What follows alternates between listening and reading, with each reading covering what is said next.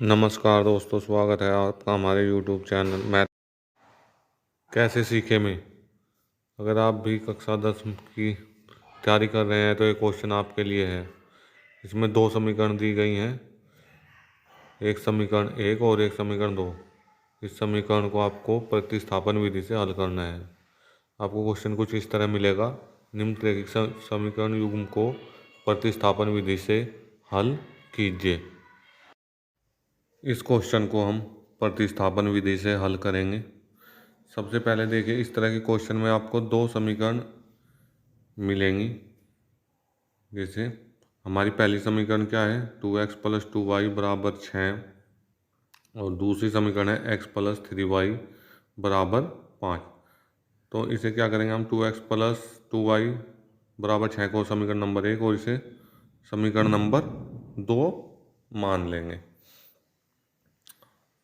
ठीक है, इस सबसे पहले आप समीकरण 1 लोगे। ठीक है, चलिए लिख लेते हैं।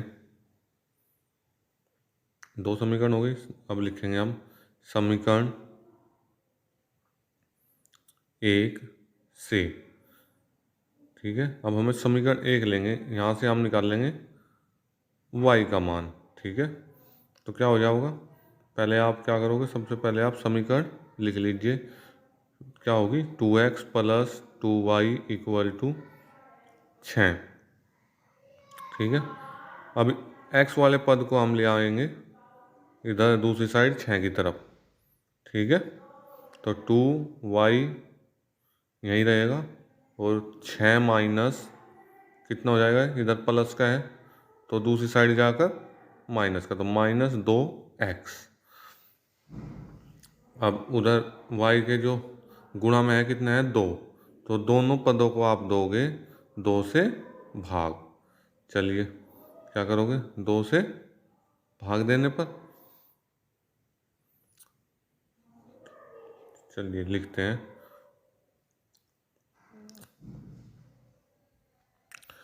तो y बराबर हो जाएगा 6 - 2x और बटे में 2।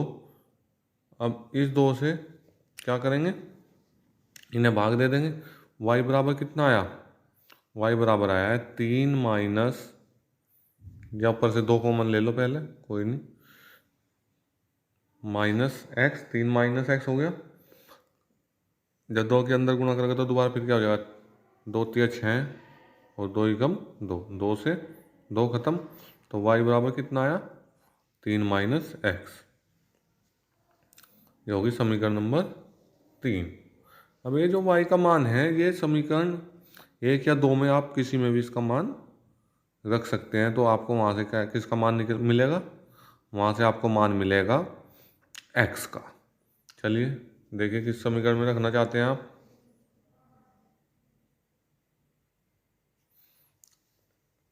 देखो किस समीकरण में रखोगे, लिख लो आप। समीकरण 3 से y का मान समीकरण 2 में रखने पर। ठीक है, y का मान समीकरण 2 में रखना है। समीकरण 2 क्या है, x + 3y = 5। तो x + 3y, y की जगह रखेंगे आप, y बराबर रखोगे 3 - x, x बराबर +3, 3 गुणा 3 गुणा, और जो y का मान दिया है आपको वो 3 गुणा 3 - x, ऐसे कोष्ठ लगा के लिख लो इसे, बराबर 5। अब ये x जो का तू +3 की 3 में गुणा करी तो कितना हुआ, 9, 3 × 9। फिर 3 किस में गुणा करेंगे, 3x = 5। ये x प्लस का है और ये 3x माइनस का, तो माइनस के कितने बचेंगे, x - 3x लिख लो इसे। ये हो जाएगा 5, उधर जाकर के कितना, -9, 5 की साइड गया -9, तो x में 3x गए -2x बराबर, ये हो गया 5 में से 4 9 गए -4, ये माइनस से माइनस खत्म। चलिए माइनस से माइनस काट दीजिए आप, ठीक है। तो x का मान कितना हो जाएगा, x बराबर -4/-2, माइनस से माइनस ख़त्म, 2 दूनी 4। तो x का मान कितना है 2। x का मान आया है हमारा 2। अभी x का मान किसी भी समीकरण में रखोगे, समीकरण 1 में रखो या 2 में रखो या फिर आप इसे 3 में रखो, तो किसी में मान रखोगे तो y का मान क्या होगा, आपको एक समान ही प्राप्त होगा। लेकिन ज़्यादा इजी किस में होगा, समीकरण नंबर 3 में रखने से जो है ज़्यादा इजी होगा। तो x का मान समीकरण 3 में रखने पर क्या हो जाएगा, समीकरण 3 क्या थी हमारे पास, y बराबर 3 माइनस एक्स, y बराबर 3 माइनस एक्स, y बराबर हो गया 3 माइनस ये कितना हो जाएगा 2, तो y बराबर कितना हो गया 1। अब x का मान हमारे पास है 2 और y का मान है 1, ठीक है। अब लास्ट में क्या लिखोगे, अतः हल करने पर या हल है x बराबर 2 और y बराबर 1, ये क्या हो जाओगे आपके आंसर, ठीक है।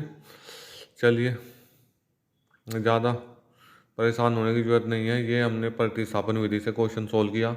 ऐसे ही हम विलोपन विधि से और बीजगुणन विधि से भी क्वेश्चन क्या करेंगे, सोल्व करेंगे, ठीक है।